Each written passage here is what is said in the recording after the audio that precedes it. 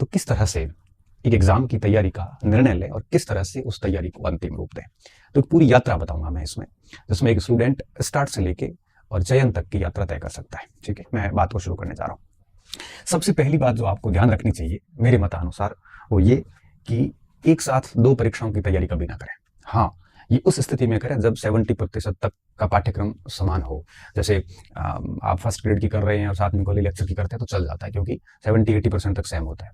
लेकिन अगर आप प्रशासन को और कॉलेज लेक्चर को साथ में ले रहे हैं, स्कूल लेक्चर को साथ ले रहे हैं, तो फिर क्या होता है कि यूं कहिए कि एक व्यवस्थित रूप नहीं दे पाते, आपकी ऊर्जा बंट जाती है और आप ठीक से तैयारी नहीं कर पाते। तो मेरा ये मानना है कि जो नए स्टूडेंट है या फिर जो कंपटीशन में 2-3 साल से ही है, बिल्कुल नए नए आए हुए हैं, उनको किसी एक परीक्षा को फोकस करना ज्यादा ठीक रहता है, दो परीक्षाओं की बजाय। ठीक है, कॉलेज समय में आप जनरल स्टडी के तौर पे कुछ भी पढ़ सकते हो, लेकिन जैसे आप कंपटीशन की दुनिया में आ जाते हैं, उसके बाद दो परीक्षाओं को एक साथ लेके चलोगे तो निश्चित तौर पे आप मान के चलिए आप दोनों में बेहतर नहीं कर पाओगे। मैंने अध्यापक भर्ती परीक्षा से बहुत पहले एक वीडियो बनाया था, जब एसटीसी और बीएड का विवाद हुआ था और L2 को L1 में शामिल किया था, ऐसा कुछ बात चली थी। तो मैंने कहा था कि जो स्टूडेंट दोनों में रखेंगे, L2 वाले L1 की भी तैयारी करेंगे, तो बहुत संभावना है कि वो फेल हो जाएगा। और मेरे जान पहचान के जो मेरे परिचित विद्यार्थी, मोस्टली उनके साथ ऐसा ही हुआ, जिन्होंने दोनों की तैयारी की। कुछ बच्चों का हो गया, लेकिन अधिकांश बच्चे ऐसे हैं जो है वो ठीक तरीके से दोनों में स्कोर नहीं कर पाए। तो आपकी ऊर्जा विभक्त हो जाती है। तो पहली सलाह मैं यही देता हूँ कि आप पहले तो ये करिए कि दो परीक्षाओं की तैयारी एक साथ ना करें। दो एग्जाम या दो परीक्षा जो है वो कभी साथ ना लें। ठीक है, अब तैयारी अगर दोनों परीक्षाओं की साथ करोगे तो निश्चित रूप से आपका पूरा ध्यान भटकेगा, एनर्जी भटकेगी और इतना कर नहीं पाओगे आप, क्योंकि आज क्या कंपटीशन का दौर है। पहले क्या होता था, 2015 से पहले कर लेते थे, सिलेबस भी सिमिलर होते थे। ये कब कर सकते हो, जब 70% तक सिलेबस अगर समान हो तो ये किया जा सकता है, अन्यथा इससे बचे। पहली बात। दूसरी बात, जब आपने किसी एक एग्जाम को फोकस कर लिया, ठीक है, दो परीक्षाओं की तैयारी आप साथ कर नहीं रहे हैं, और अब बात ये आती है कि फिर किस एग्जाम की तैयारी करें, इसको निर्णय करने में भी आपको बहुत दिक्कतें आती है। तो मेरा ये मानना है कि किस परीक्षा की तैयारी करें उसमें कुछ बातों का ध्यान रखना चाहिए। अब क्या बातें ध्यान रखी जा सकती है, देखो मैं मेरे अनुभव पे बात करूंगा। पहली बात तो ये ध्यान रखनी है कि हम उसके लिए पात्र है कि नहीं है। पहली बात तो ये पात्रता देख लें कि पात्र है या पात्र होने वाले हैं, ये देखना बहुत जरूरी है। दूसरी बात, उसका जो पाठ्यक्रम है वो आपके फेवर में है कि नहीं है। अगर आपको लगता है कि 70-80% पाठ्यक्रम ऐसा जो डायरेक्ट इनडायरेक्ट में पढ़ा हुआ है या मैं पढ़ सकता हूँ या मुझे इसमें कोई जटिलता नहीं है, तो पाठ्यक्रम पक्ष में है आपके या नहीं है। हालांकि कई विद्यार्थी पाठ्यक्रम पक्ष में कर लेते हैं, ऐसी कोई बात नहीं, लेकिन थोड़ा उसको समय लगता है। और कई बार ऐसा भी होता है कि पाठ्यक्रम सच में पक्ष में नहीं होता, तो फिर उसकी तैयारी ना करना ही बेहतर है। ठीक है, तो पाठ्यक्रम देख लो एक बार, आपकी पात्रता जो है वो चेक कर लो कि आप पात्र है कि नहीं है। इसके साथ साथ में ये भी देखा जाए कि आपने पूर्व में किसकी तैयारी की है, ये फैक्टर भी साथ में देखो। अब मान लो कि कोई स्टूडेंट है जिसने ज्योग्राफी से फर्स्ट ग्रेड दिया, उसका हो नहीं रहा है, अब वो हिस्ट्री में भी एमए किया हुआ, मैं हिस्ट्री की फर्स्ट ग्रेड की तैयारी करूंगा, इस प्रकार का डिसीजन ना ले। बेहतर है कि आप अपने सब्जेक्ट को अच्छा वापस करें ताकि इसका स्कोर बढ़ा दिया जा सके। हाँ, अब ये अलग बात है कि आपने एमए तो कर ली, लेकिन आपका उसका पाठ्यक्रम में आपके पक्ष में नहीं है। कुछ बच्चों के मैसेज आते, सर मैंने एमकॉम कर लिया या एमएससी कर ली है, अब वो पाठ्यक्रम हमारे उसके फेवर में नहीं है, तो हम कला वर्ग की तरफ जा सकते हैं क्या? तो जा सकते हो। क्यों? क्योंकि जब आपके पाठ्यक्रम पक्ष में नहीं है तो डेफिनेटली आप बढ़िया रिजल्ट नहीं दे पाओगे। तो बेहतर ये है कि आप जा सकते हो। पहला तो कोशिश ये करिए अपने सब्जेक्ट में रहिए। अगर सब्जेक्ट सच में आप लग रहा है कि बिल्कुल आपको फेवर नहीं कर रहा है, तो ऐसी स्थिति में शिफ्ट करना है वो एक समझदारी का निर्णय होता है। तो पूर्व में आपने तैयारी की है कि नहीं की है, पाठ्यक्रम पक्ष में है कि नहीं है, पात्रता है कि नहीं है, ये तीन चीजें निश्चित तौर पर देखें। अब ये कभी नहीं देखें कि पद कितने हैं। क्यों? क्योंकि अगर आपने बढ़िया तैयारी कर ली तो एक पद पे भी हो जाएगा, और तैयारी अगर खराब है तो 1000 पद हुए तो भी सिलेक्शन नहीं होगा। ये कभी नहीं देखें कि भर्ती कब आएगी। क्यों? क्योंकि आप जिस विभाग की तैयारी करें, विभाग बंद नहीं हुए, आज नहीं आएगी तो कल आएगी। हर 2-3 साल में, 3-4 साल में एक भर्ती लगभग आके पूरी होती है। तो इन दो चीजों को, फैक्टर को ध्यान में न रखें, बाकी इन तीनों चीजों को ध्यान में रखते हुए आपको निर्णय ले लेना चाहिए कि भाई मुझे इसकी तैयारी करनी है। साथी किसकी कर रहे हैं उसके साथ ना जाए, क्योंकि साथियों की रुचि अलग होगी, उनकी पात्रता हो सकता है अलग हो सकता है उनका पाठ्यक्रम अलग पक्ष का हो। तो बेहतर ये होता है कि इन 2-3 चीजों को ध्यान में रखें, तो ज्यादा बेहतर होता है। ठीक है, अब आपने जब किसी परीक्षा की तैयारी का निर्णय कर लिया इन सारे फैक्टर को ध्यान रखते हुए, उसके बाद क्या करना, उस परीक्षा का आपको पाठ्यक्रम प्रिंट करके लाना है। पाठ्यक्रम आप हिंदी और इंग्लिश दोनों में लेके आओ। ठीक है, हिंदी में भी लाओ, हिंदी में नहीं है तो कोई बात नहीं, आप उसकी हिंदी कर लो, इंग्लिश में तो होता है, हिंदी इंग्लिश में दोनों में लाओ। लाने के बाद में इसकी एक एक पंक्ति पढ़े, एक एक लाइन पढ़े, इसकी हर लाइन का अध्ययन करें अच्छी तरीके से, अंडरलाइन करते हुए हर लाइन पढ़ें इसकी पाठ्यक्रम की, और पढ़ने के बाद में उसको हस्तलिखित करें। ठीक है, हाथ से लिखें उसको, और हाथ से लिखने के बाद में जो भी 3-4 पेज का जो पाठ्यक्रम होता है वो आपको ठीक से याद भी हो जाएगा, आपको पता चलेगा। क्योंकि ये प्रश्न में बातें क्यों लिख रहा हूँ, क्योंकि मुझे अक्सर इन प्रश्नों पर मेरे पास मैसेजेस आते हैं किसी के पास कहता है सर आपके पास हिंदी का पाठ्यक्रम है क्या, कोई कहता है सर आपने ये टॉपिक पढ़ाया नहीं है, ये कब अपलोड होगा, तो मैं कहता हूँ पाठ्यक्रम में नहीं है। मतलब मुझे बताना पड़ता है कि क्या पाठ्यक्रम में है क्या नहीं है। इसलिए मैं कहता हूँ कि हिंदी और अंग्रेजी दोनों का पाठ्यक्रम लाए। दोनों का क्यों लाना है, कई बार हिंदी का ट्रांसलेशन ठीक नहीं होता है, इंग्लिश में हमें समझ में आ जाता है। दोनों को साथ में लेके बढ़िया तरीके से पाठ्यक्रम अपने हाथ से लिख लें, हर लाइन को पढ़ें।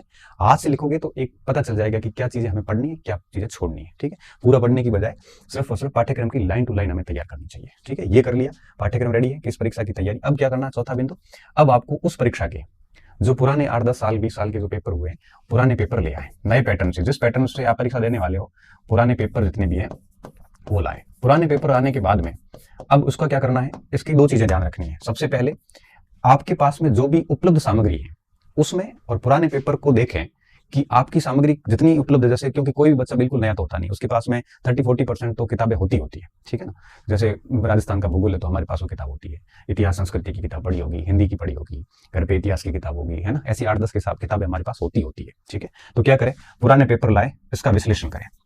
विश्लेषण कैसे करना होता है, विश्लेषण क्या करना, आपकी जो अध्ययन सामग्री है, जो आपके पास में उपलब्ध है, अब उसमें कितने प्रतिशत प्रश्न जो है वो पिछले भर्ती परीक्षाओं में कवर हुए हैं। अगर मैं मानता हूं 80-85% अगर कवर हो रहा है तो वो पुस्तकें तो आप अपनी अध्ययन सामग्री में शामिल कर लीजिए और उसके लिए नई पुस्तक लाने की जरूरत नहीं रहेगी। एक तो काम ये कर लें।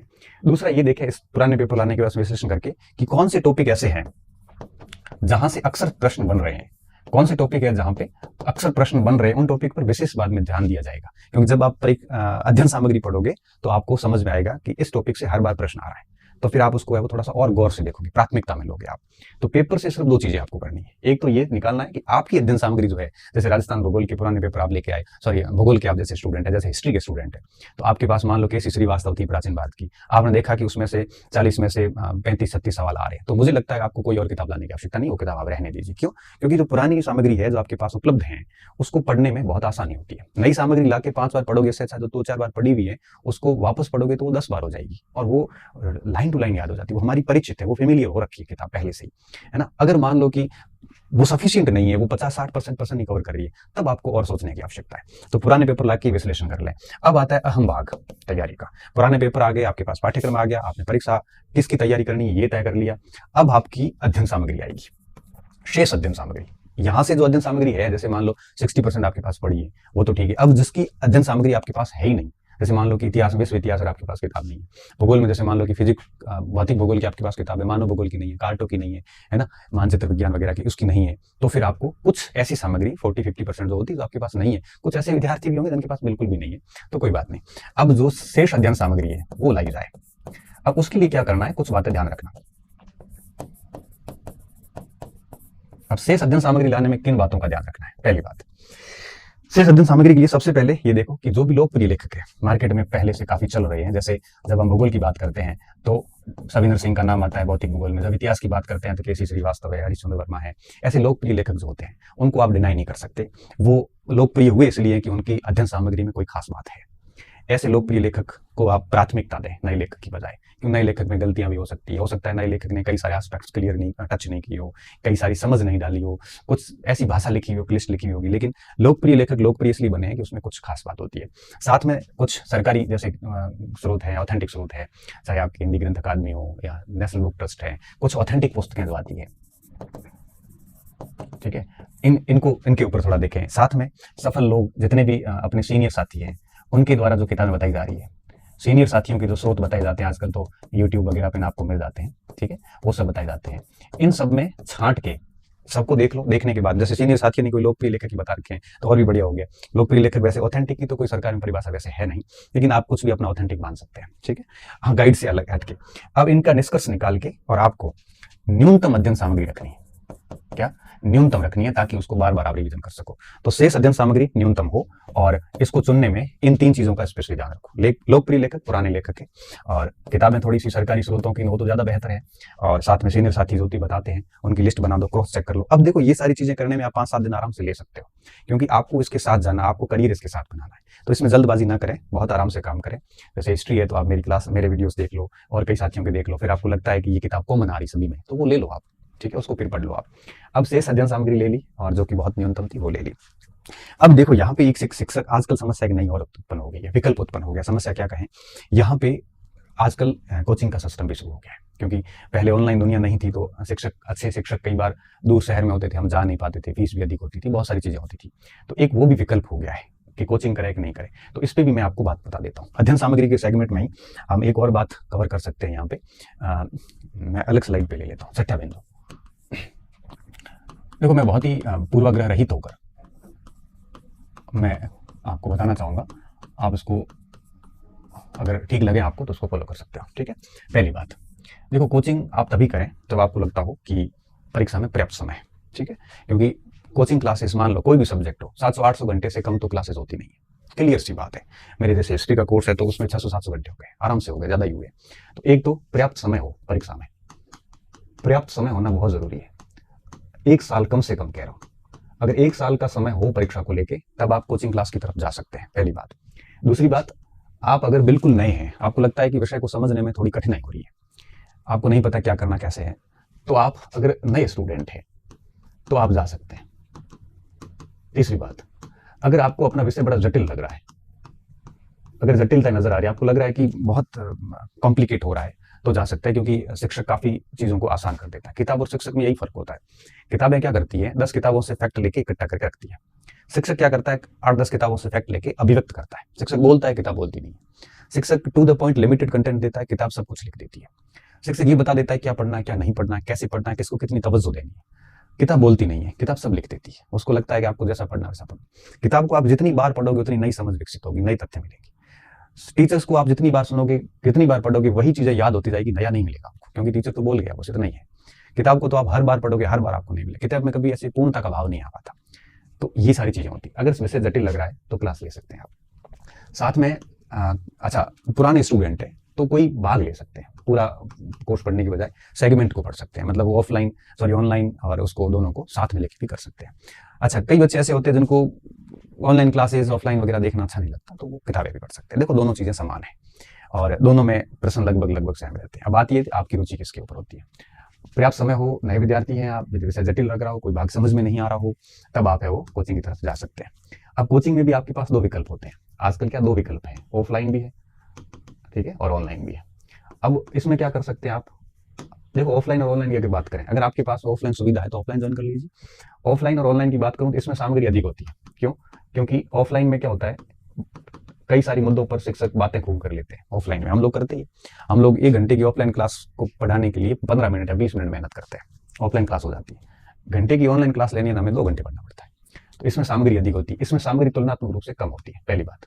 दूसरी बात, ऑनलाइन में क्या होता है, ऑनलाइन में थोड़ी आंखों की सही दिक्कतें आ जाती है, इरिटेशन हो जाता है, ये चीजें जो है वो आपकी थोड़ी सी समस्या उत्पन्न होती है। ठीक है, ऑफलाइन में ये समस्या बिल्कुल नहीं होती है। समस्या होती है जैसे आंखों की समस्या होती है, कई बार कई सारी चीजें होती है। लेकिन ऑनलाइन क्या होता है, थोड़ा कन्वीनियंट होता है, सुविधाजनक होता है। सुविधाजनक इसलिए कि 10 दिन कहीं इमरजेंसी में बाहर चले गए तो आप वापस सारी क्लासें देख सकते हैं। कोई चीज अगर समझ में नहीं आती है तो उसका क्लासेस आप वापस ऑन कर सकते हैं, कंटेंट वगैरह सारी चीजें ठीक मिल जाती है। साथ में क्या होता है कि आप अपने विषय के बेस्ट शिक्षक से पढ़ सकते हैं, आपको कहीं भी जाने की जरूरत नहीं होती। साथ साथ में फीस भी इसकी रिजनेबल होती है, और भी कई सारी सुविधाएं ऑनलाइन दे देता है, क्योंकि जैसे महिलाएं वगैरह शहर से बाहर नहीं भेजती, तो उनके लिए ऑनलाइन विकल्प आजकल काफी ठीक हो गया है कि घर बैठे बैठे भी आराम से, जैसे उनको टाइम मिलता है कन्वीनियंट होकर आराम से पढ़ सकते हैं। ऑफलाइन में थोड़ा आना जाना थोड़ा महंगा भी हो जाता है ना। तो और जबकि ये काफी सस्ते हैं और आराम से पढ़ा जा सकता है। हालांकि डेटा वेटा यूज करके लास्ट में बात बराबरी पड़ती है। ऑफलाइन के लिए फिर शहरों में रहना करना काफी समस्या हो जाती है, और फिर कई बार कोर्स भी पूरे नहीं हो पाते, क्योंकि टीचर 2 से 3 घंटे ज्यादा पढ़ा नहीं पाता, और 2-3 घंटे में 1-1.5 साल कोर्स चलता है। ऑनलाइन में क्या होता है कि शिक्षक एक्स्ट्रा टाइम पे भी क्लास लेके भी दे सकता है, तो ये काफी फायदे और दोनों है। बाकी ऑफलाइन क्लास बेस्ट मानी जाती थी, लेकिन आज के दौर में कुछ स्थितियों में ऑफलाइन क्लास फायदेमंद भी है, कुछ नुकसानदायक भी है। अब दिक्कत कहाँ आती है कि शिक्षक को चुने कैसे, कौन से शिक्षक को चुने, ये भी काफी दिक्कत आती है। तो इसको अगर दिक्कत आती है तो कोई बड़ी बात नहीं, आराम से है वो। आप क्या करें, अपने ऑनलाइन विषय के जो मेन शिक्षक है उन 2-4 शिक्षकों की लिस्ट बना लें। ठीक है, लिस्ट बनाने के बाद में क्या करें, फिर उनके सभी के डेमो देख लो, एक बार फीस मत देखो, डेमो देख लो। डेमो देखें और उसके बाद में थोड़ा सा पुराने विद्यार्थियों से, 5-7 विद्यार्थियों से फीडबैक देख लें। फीडबैक जरूरी है ना। फीडबैक देख लिया, उसके बाद में आप है वो उसकी विषय वस्तु देखें, उन्होंने जो कंटेंट दिया है क्या वो आपके परीक्षा में पिछले पेपर्स में वो सफिशिएंट रहा है कि नहीं। ऐसा नहीं है कि आप उस पूरे कंटेंट को बढ़िया तरीके से तैयार कर रहे हैं और उसके बाद में उस कंटेंट से सवाल ही 50-60% आ गए, तो आपकी गलती नहीं, आप यूं ही फेल हो जाओगे। तो बेहतर ये होता है कि विषय वस्तु की पर्याप्तता देखें कि वास्तव में आप जिससे पढ़ने जा रहे हैं उनका सामग्री पर्याप्त है कि नहीं है। अगर सामग्री पर्याप्त नहीं है तो बेहतर है कि अभी से कोई दूसरा विकल्प देखें। साथ साथ में आप ये भी देखें कि लिस्ट बना दी, सभी के डेमो देख लिए, फीडबैक देख लिए, विषय वस्तु देख ली, और उसके बाद में ये देखें कि उनका अभिव्यक्ति कौशल कैसा है। शिक्षक जो पढ़ा रहा है वो बातें आपको समझ में आ रही है। देखो, कम तथ्य देगा तो चल जाएगा, लेकिन अगर उनका अभिव्यक्ति अच्छी नहीं है, विश्लेषण करने की क्षमता अच्छी नहीं है, तो आपको समझ में नहीं आएगा। तो बेहतर ये होता है थोड़ा सा उनका अभिव्यक्ति कौशल देख लें कि पढ़ाने की जो क्षमता है, उनकी जो समझाने के तरीके हैं, उनका जो भाषाई दक्षता है, वो अगर ठीक है तो भी चल जाता है। साथ साथ में आप है वो इन चीज़ों को देखने के साथ साथ में जैसे अभिव्यक्ति देख ली, विषय वस्तु देख ली, फीडबैक देख लिया, सारे डेमो देख लिए, 2-4 लिस्ट में ये सारा है वो करके देख लिया।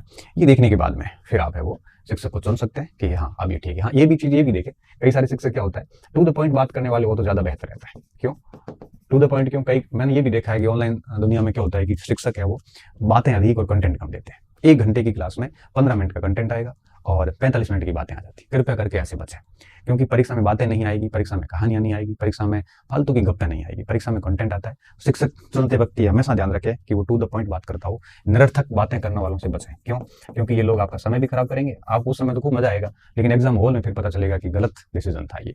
तो ऐसे बचें। साथ साथ में आप उन शिक्षकों से भी बचें जो पीपीटी भर के लाते हैं और आपको वहां खड़े खड़े समझा दें। क्यों? फिर आपका ध्यान पूरा पीपीटी पे पड़ा रहेगा, आपको अंडरस्टैंडिंग। कम से कम शिक्षक ऐसे शिक्षक से पढ़ें जिसका बोर्ड खाली हो, और फिर साथ साथ में ये भी देखें कि उस बोर्ड पे मैप वगैरह के अलावा या कोई मॉडल है उसके अलावा या कोई तालिका वगैरह है इसके अलावा कुछ ना हो। ठीक है। बाकी अगर पूरा बोर्ड भर के और पढ़ा रहे हैं तो आप ना तो वो ठीक तरीके से बच्चों के साथ न्याय कर पा रहे हैं और ना आप उनको ठीक तरीके से सीख पाओगे। तो फीस के चक्कर में आके इन सारी चीज़ों को आप इग्नोर मत करें। ये सारी चीज़ें थोड़ी देख लें, 2-4 दिन लगेंगे लेकिन कोई फर्क नहीं पड़ता। पूरे आश्वस्त हो जाओ, फिर उनसे बात करें, शिक्षक से या शिक्षक की टीम से बात करें। उसके बाद में जैसे संतुष्ट हो जाते हैं तब आप उसको ले सकते हैं। ठीक है। फिर कम से कम अगर आप इन ऑनलाइन सामग्री के साथ जाते हैं तो आप इतनी अध्ययन के बाद आप आश्वस्त तो हो ही जाएंगे कि और कंटेंट पढ़ना है कि नहीं पढ़ना है। ये सारी चीज़ें तय कर लें, उसके बाद में आप कोई भी क्लासेस जाके ज्वाइन कर सकते हैं। ठीक है। इन चीज़ों का स्पेशली ध्यान रखें, क्योंकि आजकल क्या मार्केट में शिक्षकों की अधिकता है, किताबों की अधिकता है, निर्णय निर्माण में दिक्कत सच में इसी वजह से आ रही है। ठीक है।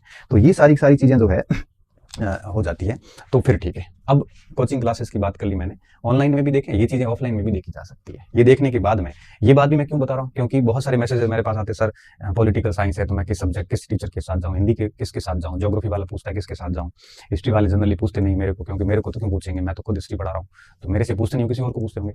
तो आप है वो इन चीज़ों का ध्यान रखते हुए फिर आपको पसंद आ जाए तो चले जाइए। और फिर अगर एक बार मैं मानता हूँ कि कोचिंग में किसी पार्ट को पढ़ते हैं फिर उसकी किताब ना पढ़ें, क्योंकि फिर क्या होगा, फिर दोनों का कोई मतलब नहीं है। इसलिए शिक्षक पहले से ऐसा चुने कि आपको दोनों में से एक विकल्प उपलब्ध करवा दें कि भाई अब आप बुक्स छोड़ के उसके ऊपर जा सकते हैं। ठीक है। तो ये देखो अध्ययन सामग्री हो गई और अध्ययन सामग्री चुन कर ली गई। अब आता है लास्ट बिंदु, अध्ययन सामग्री चुन ली गई है और अब रेडीमेड नोट्स से बचें। रेडीमेड नोट्स जितने भी होते हैं उससे बचें। क्यों? क्योंकि न तो इसमें आपको पूर्णता का आभास होता है, ना आपको कॉन्फिडेंस आता है और ना आपको कभी ये लगेगा कि नहीं हो गया, क्योंकि कई बार रेडीमेड नोट्स में गलती होती है, उसको सुधारने वाला कोई नहीं, आपको हर तथ्य पे शंका हो जाएगी। बेहतर कोशिश ये करें कि आप अपनी ही सामग्री को कम से कम 7 से 8 बार उसका पढ़ें, 7 से 8 बार पढ़ें, क्योंकि कम से कम सामग्री होगी तो रिवीजन 7 से 8 बार बहुत आसानी से हो जाएगा। जब 7 से 8 बार रिवीजन होगा तो रिवीजन की जो अंतिम अवस्था होती है विद्यार्थियों, उसे मनन कहते हैं। रिवीजन की अंतिम अवस्था प्राप्त कर जाओगे आप, जैसे हम मनन कहते हैं। अंतिम अवस्था कौन सी होती है? मनन, जिसमें आप अपने मस्तिष्क में आंखें बंद करके है वो उस टॉपिक को सोच सकते हैं, क्या क्या लिखा हुआ, सारी चीजें आपके मस्तिष्क में घूमना शुरू हो जाती है। मनन करने के बाद में क्या होता है, आपको एक ऐसी स्थिति आती है जब आप किसी भी प्रश्न के विकल्प पर निर्भर नहीं रहेंगे, प्रश्न के उत्तर के लिए विकल्प पर कभी निर्भर ना रहे। ठीक है। क्यों के लिए निर्भर ना रहे? अब ये स्थिति क्यों आती है? जब हम हर प्रश्न के लिए, मैं जब भी क्लास पढ़ाता हूँ या पूछता हूँ तो बच्चे हर बार कहते हैं ऑप्शन दो ऑप्शन दो। इससे क्या होता है, आप विकल्प पर निर्भर है। अब परीक्षक आपके साथ गेम खेल रहा है और आप उन विकल्पों में 2-4 में गलती कर जाते हो। इसलिए कोशिश ये करो कि प्रश्न पूछते ही आप बिना विकल्प देखे उत्तर देने की कोशिश करिए। अब आप जब ये सिद्धि हासिल कर लोगे, जब आपको विकल्प की आवश्यकता नहीं पड़ रही है 10 में से 7-8 प्रश्नों पे, तब आप देखना आपकी एक्यूरेसी कितनी तगड़ी आती है, गलती करोगे नहीं। हर प्रश्न के लिए अगर आपको विकल्प चाहिए तो आप मान के चलिए 10-12 गलती आप करके आने वाले। तो प्रश्न के उत्तर के लिए निर्भर न रहे। ठीक है। उत्तर के लिए विकल्प पर निर्भर न रहे। तो इस हेतु जितना अधिक रिवीजन होगा, जितना अधिक चीजों को आंख बंद करके मनन करोगे, उतना ही आप मान के चलिए कि विकल्प पर से आपकी निर्भरता धीरे धीरे खत्म होती जाएगी। ठीक है। निर्भर न रहे। और ये 7-8 बार रिवीजन हो गया। ये चीजें दोनों एक दूसरे से बहुत जुड़ी हुई है। दोनों जुड़ी हुई है। कोशिश ये करते रहे हर प्रश्न को बिना देखे उत्तर देखने का प्रयास करें।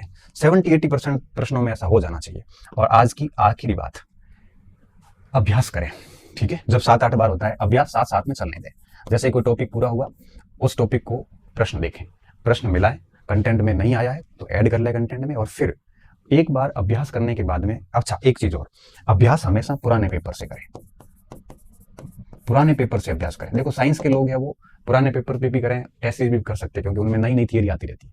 कला वर्ग में क्या होता है, पुराने पेपर 60% रिपीट होते हैं। पुराने पेपर करें, टेस्ट सीरीज से मैं तो कहूंगा बचें। क्यों? क्योंकि इनके कोई लेवल नहीं होते। कभी कभार ये बहुत कठिन देते हैं जिसका परीक्षा से कोई संबंध नहीं होता, बच्चों का डिमोटिवेशन हो जाता है। कई बार ये आपके बहुत सिंपल सा देते थे, कई बार उलझुल जुल तथ्य देते थे प्रश्नों की अधिक, क्योंकि 50-50 टेस्ट लेते थे, सवाल कहाँ से बनाए, कुछ भी पूछ लेते हैं, फिर इनकी गलतियां भी त्रुटियां भी बहुत होती है। ऐसी स्थिति में टेस्ट सीरीज की बजाय आप पुराने पेपर लेके आ जाए, 20-30 सालों के, आजकल मार्केट में खूब आते हैं किताबें, उनका एक एक प्रश्न का डीपली स्टडी करें, कहाँ से पूछा गया। जैसे ही एक टॉपिक के प्रश्न पढ़े उसके बाद उस टॉपिक की थियरी वापस पढ़िए। एक बार थियरी पढ़ी, फिर प्रश्न पढ़िए, फिर वापस थियरी पढ़िए। तब आप देखोगे तो जब आप वापस थियरी पढ़ रहे होंगे तो जैसे ही पुराना प्रश्न पूछा हुआ होता है ना, वो वहां पे वो कंटेंट जैसे ही आएगा आपका दिमाग एकदम एक्टिव हो जाएगा, आप उसको और गौर से देखोगे, फिर दिमाग में आएगा हाँ ये सवाल है, वो पिछली परीक्षा में पूछा गया था। तो अभ्यास कैसे होता है, पहले सामग्री पढ़ी, जैसी सामग्री पढ़ी फिर प्रश्न देखो, प्रश्न किए पुराने प्रश्न करने के बाद वापस सामग्री देख लो एक बार। ये कम से कम 6-7 महीने की तैयारी के बाद स्थिति आएगी। सामग्री फिर पढ़े। अब इससे क्या होगा, देखो जब यहां पढ़ रहे होंगे, ये इसलिए पढ़ा था ताकि प्रश्न कर सके, प्रश्न करने के बाद वापस इसलिए पढ़ रहे हैं ताकि पुराने प्रश्न आया ना वो बिंदु आप और कंठस्थ करो, क्योंकि 70-60% पेपर रिपीट होता है और इतनी कटौती नहीं रहती। इसलिए जब भी अभ्यास करो तो ये फॉर्मेट अपनाइए, सामग्री पढ़ो ताकि प्रश्न कर सको, फिर वापस सामग्री पढ़ो ताकि परीक्षा में आप अच्छे से कर सको, ताकि आपको कौन से बिंदुओं पर गौर करना है ये दूसरी बार में पता चल पाएगा। तो इस तरह से पुराने पेपर को लाएं और खूब सारा अभ्यास करें। और अभ्यास जो है ये इस रिवीजन के साथ में चलने दें, दोहराव के रिवीजन के साथ चलने दो आप, ठीक है, साथ चलने दें। देखो कोई भी विषय ठीक से तैयार करने में 1 साल आराम से 8-10 महीने लग जाते हैं। अगर आप डबल मेहनत करते हैं तो थोड़ा सा जल्दी भी कर लेते हैं, ठीक है। जितना ज्यादा अभ्यास करोगे उतनी आप में परिपक्वता आएगी। क्या आएगी? परिपक्वता। देखो मैच्योरिटी बहुत जरूरी होती है। परीक्षा हॉल में अगर आप मैच्योर नहीं है तो आप में गलतियां हो जाती है। एक तरफ ज्ञान है, एक तरफ परिपक्वता है। ज्ञान अधिक है, परिपक्वता नहीं है, तो परीक्षा हॉल में आप गलतियां करोगे और आप ऐसे प्रश्न अटेंड करोगे जो नहीं करने थे, जो करने थे उसको अटेंड करोगे नहीं। ये क्या है? ये अपरिपक्वता है। ये मैच्योरिटी का अभाव था। ज्ञान तो पूरा था लेकिन परिपक्वता के अभाव में आपने गलतियां करी, इसलिए आप बाहर हो गए। कुछ बच्चे ऐसे होते हैं जिसके पास ज्ञान तो सामान्य होता है लेकिन परिपक्वता बढ़िया होती है, तो वो क्या करते हैं, क्या कौन से करने हैं, कौन से नहीं करने हैं, किस तरह से उत्तर करने हैं, जल्दबाजी नहीं करनी, वो सेलेक्ट हो जाते हैं। ज्ञान नहीं है, कोई परिपक्वता तो काम की नहीं है। आपके पास में नॉलेज भी होना चाहिए। नॉलेज कब आएगा? जब 7-8 बार पढ़ोगे। परिपक्वता कब आएगी? जब आप अभ्यास करोगे। तो अगर ये दोनों चीजें बेस्ट स्तर पे हैं तो आपको कोई बार कर नहीं सकता। हम अभ्यास करते नहीं, कई बार ये नॉलेज तो हासिल कर लेते हैं लेकिन अभ्यास नहीं करते। तो ज्ञान और परिपक्वता ये दोनों चीजें होनी बहुत जरूरी है। परीक्षा में आप कई बार ऐसे स्टूडेंट देखते होंगे जिन्होंने खूब मेहनत करी। ज्ञान किससे आता है? ये आता है आपके सिलेबस पूरा करके 5-6 बार रिवीजन करने से नॉलेज बढ़ता जाता है। और परिपक्वता कब आती है? लगातार अभ्यास करने से। अभ्यास ऐसे नहीं कि प्रश्न देखा और फिर ऑप्शन देख लिया, उत्तर क्या है इसका, फिर वापस प्रश्न देखते हैं। कई बच्चों को मैंने ऐसे भी देखा है, पेपर लेके आगे पुराने, अब पहले ऑप्शन देखते हैं। जैसे मान लो ये प्रश्न आया कि मौद्रिक नीति कौन जारी करता है, अब आपने पहले इधर देखा डी उत्तर है, फिर उतार गया हाँ ये तो मुझे आ रहा था। ये ऐसे परिपक्वता नहीं आएगी। प्रश्न बेहतर तो क्या होता, अव्वल ये होता कि प्रश्न देख के आप कहते हैं कि मौद्रिक नीति कौन जारी करता है, आरबीआई करती है, फिर देखते हैं आरबीआई पढ़ा, फिर उत्तर देख लो हाँ आरबीआई है। ये ऐसे तरीका करिए आप, ठीक है। तो ज्ञान और परिपक्वता ये दोनों होनी बहुत जरूरी है, तब जाके आप परीक्षा में बहुत अच्छी तरीके से सफल हो सकते हैं। कई बच्चों के पास रिवीजन खूब कर लिया, ज्ञान खूब है लेकिन अभ्यास किया नहीं, मैच्योरिटी आई नहीं। पेपर हॉल में जो 10 सवाल छोड़ने थे वो भी कर लिए, जो नहीं छोड़ने थे वो छोड़ दिए। ऐसी गलतियां छोटी सी हो जाती है। परीक्षा हॉल की गलतियां दरअसल ज्ञान की कमी कारण नहीं होती है, मैच्योरिटी की कमी कारण होती है। ये विकसित कीजिए। और सबसे आखिरी बात आज की, ये सारी बातें अपने ऊपर लागू कीजिए और किसी को बताइए मत। क्यों? क्योंकि प्रचार करोगे तो आपके ऊपर अननेसेसरी दबाव बनेगा। और मैं चाहता हूँ ये सारी चीजें साइलेंटली करें और ढंग से करें। और भरोसा कीजिए, ये चीजें सच में आपको सफल कर सकती है। और ये जितनी भी आज बातें करी है इसमें सारी बातें ये मेरे अनुभव है। आप इसमें और मॉडिफाई कर सकते हैं, आपकी रणनीति इससे भी बढ़िया हो सकती है। लेकिन मैं मानता हूँ अगर आप इस चीज को लेकर 1 से 1.5 साल तक समर्पित भाव से काम करते हैं, ईमानदारी से डेली 5-7 घंटे पढ़ के, तो मैं आपको दावे के साथ कह सकता हूँ कि 2-3 साल बाद आप उस जगह पे होंगे जिस जगह के लिए आप काबिल हुए हो।